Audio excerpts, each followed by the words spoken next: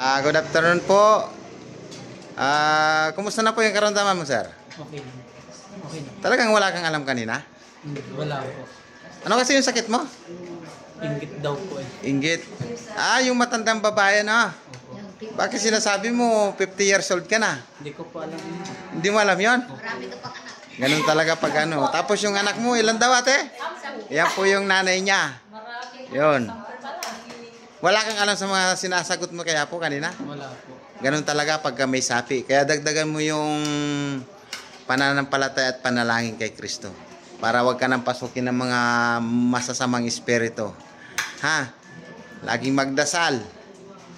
Tapos puntahan sa tahanan si Papa Jesus. Hindi naman araw-araw, hindi naman tuwing linggo. Kaya kailangan bukal sa puso mo. Taga saan kayo, sir? Katore Bayambang po. Bayambang, Pangasinan. Ingat po kayo sa pag-uwi ha.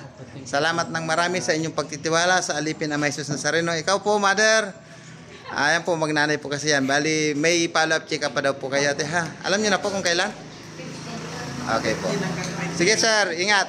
Thank you po. Bye-bye. Ate, salamat. Sir, ingat kayo pag-uwi mamaya. Okay, thank you very much. Thank you very much, Papa Jesus.